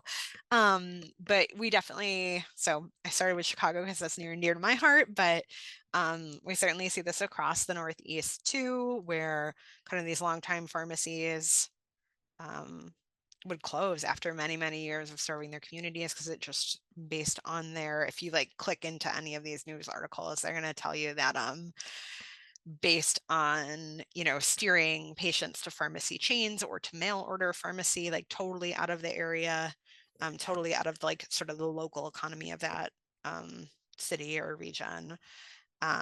They were just not able to stay in business, under reimbursements, clawbacks of money that had already been paid to them. And it's just a trend nationwide and very sad. So kind of pivoting from that into I was calling this lessons learned from the early 2020s. So during the pandemic, I mentioned on the slide about contracts that there were sort of a lot of rules in those contracts, or like sort of hidden rules sometimes, about what pharmacies could and couldn't do to like stay in good standing with the PBM and remain an in-network pharmacy. So what we saw in the early 2020s is a lot of instances in which pharmacies, whether they were like independent pharmacies or like chain pharmacies within that network that would have already been preferred pharmacies in that network, sort of had to break some of those rules. So in Chicago specifically, there was a period of time when we were seeing a lot of like pharmacy lootings and temporary closures during some social unrest, which meant that you couldn't just go to your normal pharmacy to pick up your prescription, right? Like you absolutely had to get routed somewhere else. So not patients, because of network issues, not having that choice, not having that flexibility was a huge problem. And we did a lot of work at the hospital that I was at to make sure that we were facilitating at least like temporary fills of prescriptions for patients if they were in that situation, and like within our network of patients that we served, I guess. There's also a lot of folks had already moved to mandatory mail orders. Some of these like large PBMs had already moved patients to mandatory mail order plans where like you literally can't pick up at a brick and mortar pharmacy unless it's maybe like an antibiotic, a steroid, or like a few other exceptions like an albuterol inhaler or an EpiPen, I think like would be good examples of like when there maybe was an exception. But for any maintenance medications, a lot of these PBMs were forcing folks to fill mail order only if they wanted it covered. Similarly, in the early 2020s, when we had that huge issue with the postal service disruptions, right, and the giant delays, people were not getting their prescriptions on time. They were trying to show up to brick and mortar pharmacies to be like, can you help me out? Can I get like a week of metformin? My delivery is delayed, or can I get, XYZ? And, depending on the specific plan and what was permitted, that may or may not have even been allowed in the first place, and certainly required a lot of logistical complications as far as getting a prescription for that from the original prescriber and having the stock on hand to fill that as that was happening to people. So really the reason that I said we really don't want on that earlier slide where we talked about what PCMA says the benefits of PBMs are, they said the benefit is that restricted network. We really don't want that restricted network. The more that you narrow down the possibilities for patients in terms of where they can get prescriptions, the more problems you're going to see, either because of issues with mail order, because of issues with like the one brick and mortar store that's left standing in their neighborhood. You've got to give people options if you want them to actually be able to continue to get their medication in times of emergency, disaster, what have you. There are also a lot of implications for this in the pandemic. So we had 1 in 8 pharmacies closing in the years leading up to the pandemic, and that tended to be independent pharmacies in urban and rural areas, less so like the suburbs. A lot of people still had their go-to pharmacies there, but those independent pharmacies were about 3 times more likely to close than chain pharmacies, and specifically in those areas. And then what we saw during the pandemic is tons of people needed access very quickly to their pharmacies, right? To get vaccinated in the early days of that wide scale administration of vaccines. In, being able to access prescription medications if they actually did in later days when we had therapies for the treatment of COVID-19 that were appropriate for use at home, right? Like, so if you don't have a pharmacy anymore to get to, it's really hard to roll out vaccine administration and things like that when you do have a public health emergency. So that was another lesson from like the early 2020s that we really saw sort of the ramifications of that. And then we definitely, again, from like the early 2020s, the immediate overturn or the immediate ramifications of like the overturn of Roe. I kind of said before, as far as like PBMs and like legislation and how something that happens in one state can really be impactful, right? Like if you make a really positive change in your state, that can impact a lot of people. We saw kind of the worst case scenario of that as PBMs and large chain pharmacies really wanted to minimize their exposure with the overturn of Roe. So like just sort of this creation of these consistent criteria to be able to access drugs across different states following the rules or regulations of the strictest state. So things like not being able to get mifepristone via mail, if that was the only way someone could access it, that wasn't going to be available anymore, because they opted not to continue those workflows just to minimize their potential legal exposure. So just a lot of things we noticed sort of going wrong outside of the, classic like cost considerations from the early 2020s. I have another break built in here, but obviously I don't think we need I think I did an activity with those last time and I have since forgotten what that activity was. So we'll just keep rolling. So a little bit now on pharmacist roles and responsibilities. So we talked before about like, what is the patient actually experiencing at the pharmacy counter? So here's my patient. I hope my animation works on this one. Shows up at the pharmacy, and I'm going to pretend for now that I'm the community pharmacist to simplify this a little, even though that's not a role I really had a very, very long time. So a patient shows up at my counter. I'm the pharmacist today. They're here to pick up their prescription for, I don't know, someone pick a drug. What's your favorite drug?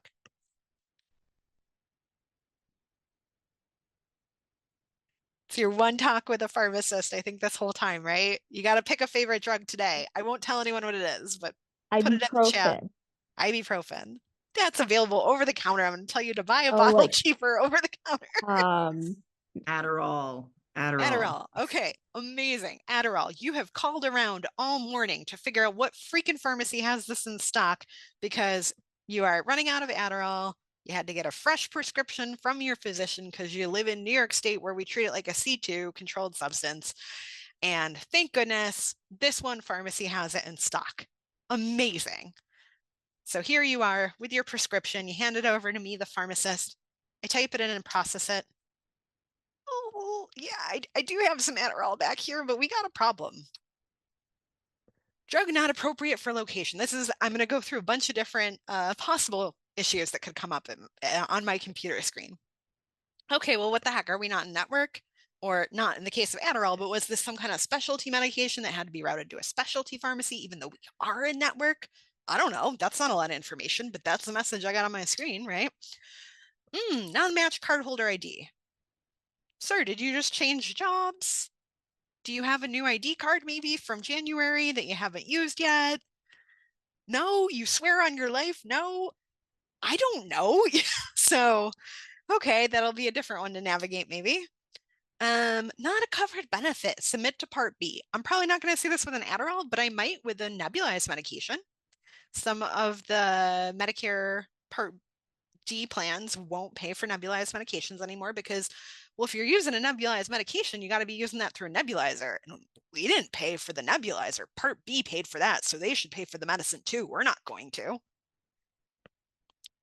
Okay, but it's it's a medicine someone's going to go to a pharmacy to pick up, so that's not a super clean way to do things. But in the case of not Adderall, another rejection that might come up on the screen. Quantity limit exceeded.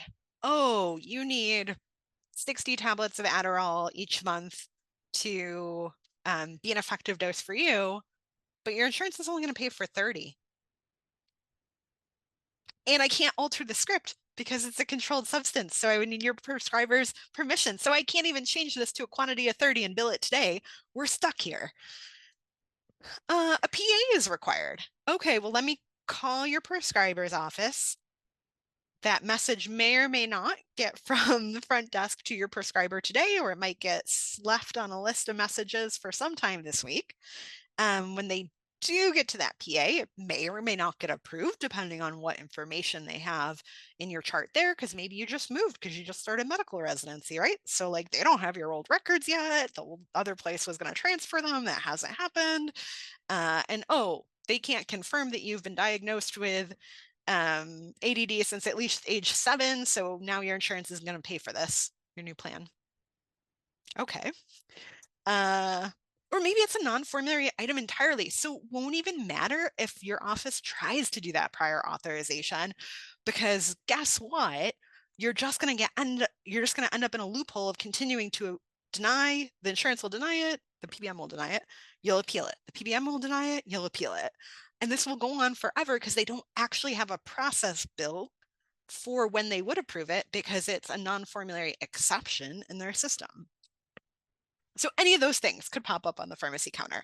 And then trying to explain in regular person terms what's actually going on and what's needed and what steps are going to be required is now sort of on the pharmacist with this person who's already frustrated because I already was out of medication. I called around all day to figure out who had this in stock and why can't you just give me my medicine?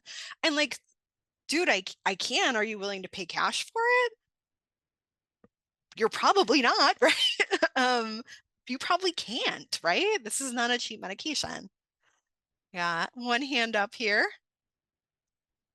Okay, I am a bit confused, not about the process, but just why it would be so overcomplicated in general, because it feels like that's even overly complex for the insurance companies. Like what's the purpose of like denying multiple times instead of just saying no once?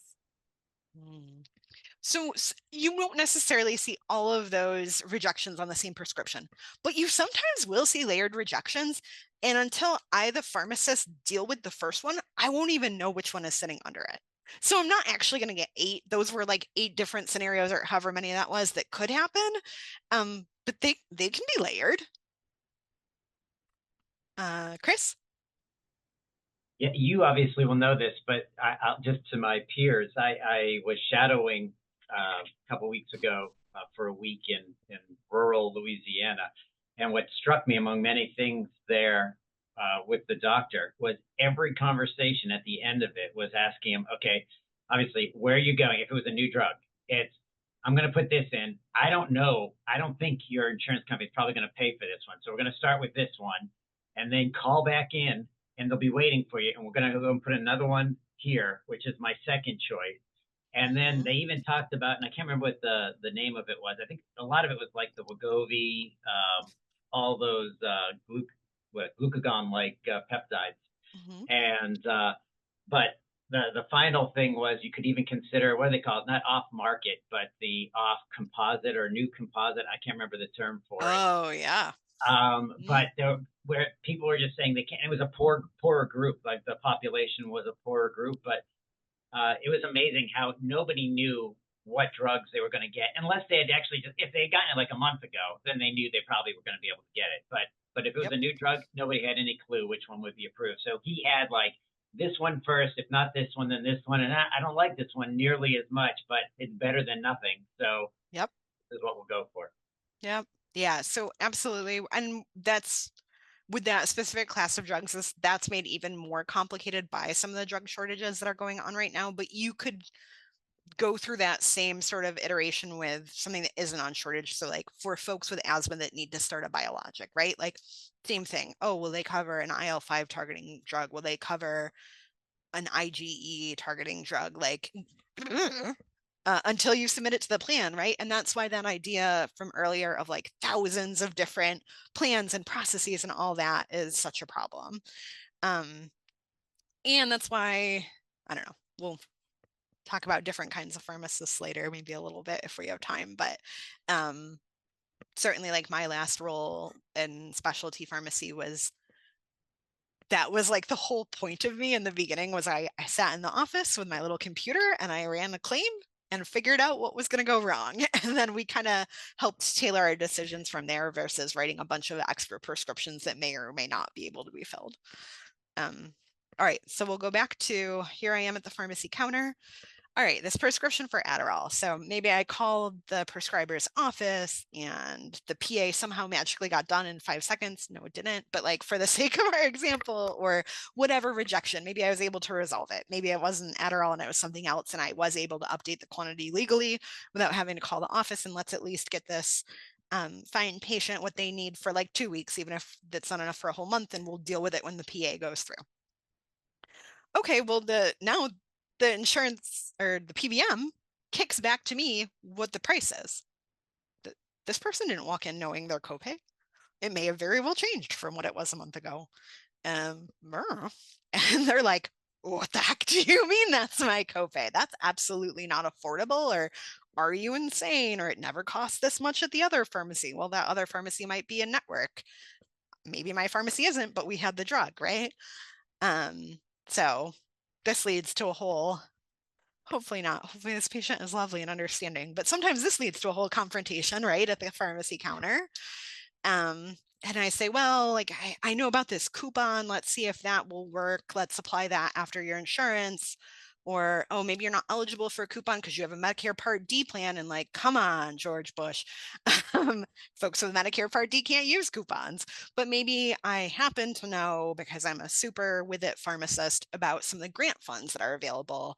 And maybe the specific medication you need is covered through one of these grant funds. And I don't know, maybe you are tech savvy enough to have a phone with you that you can use to sign up for it. Although I will say a lot of the patients that I've worked with that are helped by these grant funds tend to be much older in age and maybe a little bit more tech savvy than my average patient. So hopefully we're able to get them signed up for what they need. And then I think I was going to talk a little bit about GoodRx here, but that's okay. We'll come back to it. So it sort of creates this very uncomfortable relation for the pharmacist, right? That like wants to fill your prescription. I want to fill your prescription. I want to give you what you need. I want it to be affordable for you. And then I want to spend the time, the very limited time that we have with the volume of prescriptions that have to be filled at one of these pharmacies to break even anymore, given how PBMs have reduced reimbursements. I want to spend that little bit of time that I still have available making sure you understand how to get the most benefit out of your medication and making sure that we're doing the things that we can to avoid any side effects or issues. So it creates this really terrible setup where you've got patients that are frustrated because they're learning about the cost of their prescription or a barrier to getting their prescription for the first time at the pharmacy counter.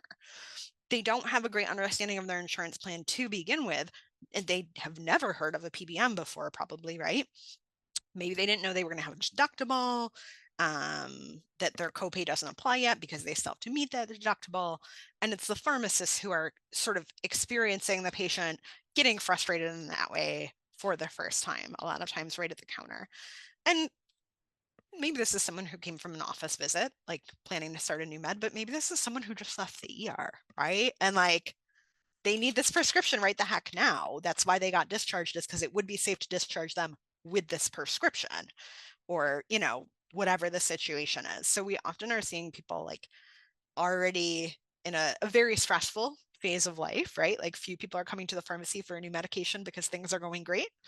And then this is all kind of playing out in real time. And the patient doesn't have a good understanding of that stuff that we went over earlier.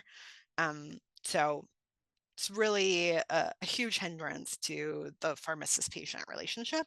And then, you know, the like downstream effects of that is that can also be a huge hindrance to the pharmacist and prescriber relationship. So whatever physician wrote the prescription, we're now calling them, bothering them in the middle of a super busy clinic day, right?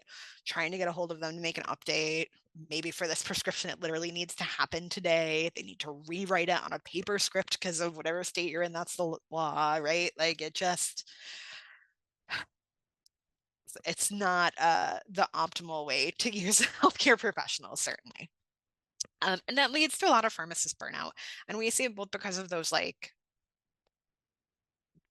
interactions at the pharmacy counter, and we even see it with some of the behind the scenes work. So trying to fill prescriptions and that process is getting delayed. This is a survey of pharmacists working in specialty pharmacy settings. So that's why we're seeing such a high requirement for prior authorizations, because these are very expensive, very specialized drugs generally.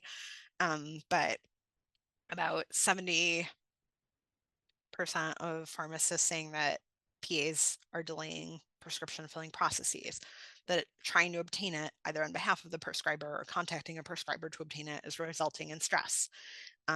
Just processing the prescription with all the overrides and codes and things like that in the computer is taking more than 15 minutes. I didn't have 15 minutes to fill a prescription based on like the rate of reimbursement now compared to 20 years ago, right? Like I don't even think you all have 15 minutes to spend with a patient in an office visit anymore, right? It's like the average is now like 8 minutes or something for it to still be affordable or whatever, like the amount of chair time you're supposed to, but I don't know if that's accurate. You could ask a physician, but like, I think, right, like, y'all don't even have 8 minutes and you're doing a lot more complicated stuff than I am. I certainly, like, there's no way 15 minutes is standard. And you start to feel more like an administrator than a pharmacist, right? Like, you're not using sort of those clinical problem solving skills, those patient education skills that pharmacists spent all this time training and going to school for. So we see a lot of the same themes in the pharmacist burnout literature that you are probably going to be familiar with already from the physician burnout literature. So the rates of burnout are high. The rates increased during the pandemic, similar to other healthcare workers, right? All of us. And one of the things we know, though, is that pharmacists can actually be a useful ally or tool to reduce physician burnout. So kind of similar to that setting that I was describing, like as a specialty pharmacist sitting up in one of our pulmonary clinics and making sure, like, okay, this is our plan for that patient. Good, it looks like the insurance covers it. Or, oh, if we do this weird thing, we can get the insurance to cover it. And kind of helping to navigate those hurdles is one of the ways that pharmacists can be used. But I don't know. These are like sort of the major themes if you were to be like, what is all the literature about pharmacists and burnout? So there's a lot. It's worse now, but working together will sometimes help. So that's everything that I had planned for today.